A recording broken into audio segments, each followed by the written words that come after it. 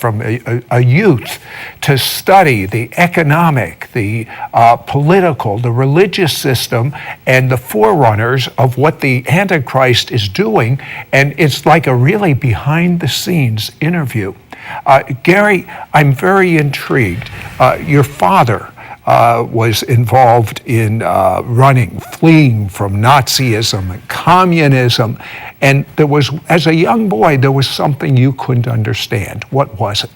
Well, that's right. When my parents shared with me what they went through during World War II, my father fleeing from the Nazis and communists and becoming a refugee, my mother growing up under Hitler in Germany, and her father, my grandfather, being so outspoken against Hitler that the mayor of his village had to intervene on his behalf once so that the Gestapo wouldn't haul him away.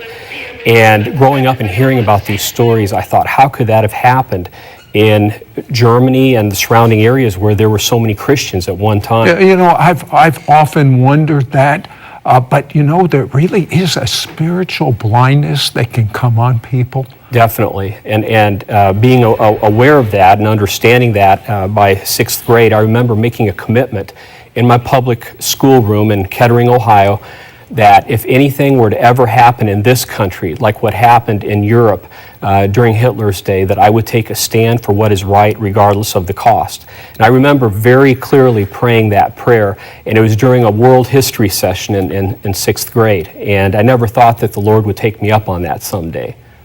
But that was it was literally a vow that you made. And I think if you knew what you were into right now, you may not have made that vow. And your training was really very, very interesting. After college, you were the European Middle East Trade Specialist for the state of Indiana. And you went to, how many was it? 30 different countries, including Israel, and this was preparing you for what you were called to do. But the thing that is so fascinating to me is there was an election in Kenya, and one of the men that was running in this election, what did his followers do? Well, they went out on a rampage, and approximately 800 churches in Kenya were torched, and about 1,000 Christians lost their lives.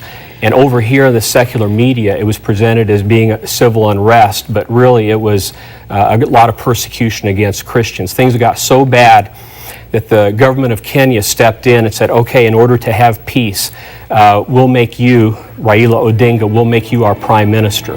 And so he is now Prime Minister of Kenya, along with a president from a different party whose last name is Kibaki. So the two of them are ruling jointly. You could argue that Odinga gave $1 million for this man that literally his followers murdered over 1,000 Christians, torched hundreds of churches.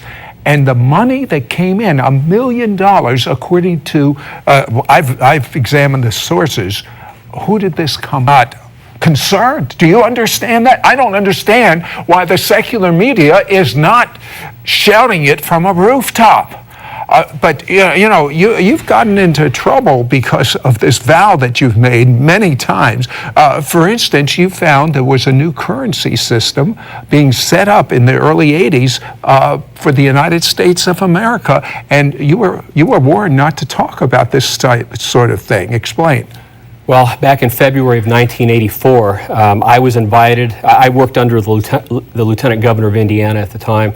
I was invited along with some people from the Mayor's office of Indianapolis and also some people from Senator Richard Lugar's office to tour a manufacturing facility in Indianapolis that was planning a major expansion. And after taking the tour, we discovered the reason they were planning to expand was because they were to print the new printing presses that would be printing the new U.S. currency. So, of course, our natural question was, what new U.S. currency? Right. You know, we all work for the government. We didn't know anything about it. And so I began doing some digging into it at that time. And, of course, that new currency began to come out in 1996. So we found out about this some 12 years before it actually happened. And the ultimate goal was to change a lot of the major currencies of the world, giving them common features to eventually merge everything into a single global currency system down the road. But I understand this cost you your job. Why? Well, that and a number of other things that happened as well that I began to take a stand on. And I spoke out against some of these things as tactfully as I could for about 10 months or so. And then in April of 1985, I was given an ultimatum by a superior telling me that I needed to keep quiet about this or else risk losing. Hello, Sid Roth here with Gary Kopp, and we're finding out. Well, this organization has as its goal to lay the foundation for an ultimate world government system. And they have held mock sessions of a world parliament. They're calling it the Provisional World Parliament. They just recently had Political type people connected with this, and they've had meetings with some of the top people in the world attending. Why hasn't the secular media covered it? I haven't heard anything about this. You know, that's a question, Sid, that I ask myself all the time. And as far as I can tell, I believe there are Association of evangelicals would join an organization of that's heretical, what you just said, based on the Bible. Yeah. Why? Well, and they did, the National Association of Evangelicals was one of 300 organizations and or individuals that signed that document. And I believe there is a trend in America today within Christianity to do this because it's where Christianity, Judaism have their roots. Islam also has a strong hold there. And so trying to make this happen in Jerusalem is important to them. Tony Blair has gone so far as to establish the Tony Blair Faith Foundation, which is actually an interfaith foundation. In his own words, he has come out and stated that he is devoting the rest of his life to unifying the world's religions. Okay, you expose the names of prominent Christians that are deeply involved in this. I don't understand how a real Christian could ever be deeply involved in this. I don't either. I believe that they rationalize and justify it in the name of world peace, but I am aware of the fact that on Tony Blair's board of directors, there's a very prominent evangelical Christian whose name everyone would recognize, and also an Islamic cleric and people of other religions. And again, if it simply has to do with reaching out to people of other faiths with the truth of Jesus, that's one thing. But to cooperate in building something that will eventually unify the world's religions, to me, that is a huge deception, and we should not be promoting that. Okay, according to reading the Bible on a literal basis, which I do, a temple is going to be rebuilt. Gary, you have some fascinating information about this. Tell me. Well, again, in order to rebuild that temple, people have wondered over the years, how in the world is this ever going to happen, considering all the contention on the Temple Mount?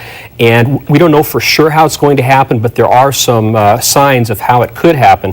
The leading Muslim writer in the world right now, a man who has over 65 million copies of his books in print, his name is Adnan Oktar. He writes under the pen name Harun Yahya, is himself calling for the rebuilding of the temple, but he calls it a masjid or mosque or a palace. And he believes this would be a great thing where people from around the world of different religions could come together and worship there. Yeah, but Jewish people would never accept. And when this information is revealed, you can see things are really speeding up rapidly. And the Bible says, I'd rather you be hot or cold. If you're lukewarm,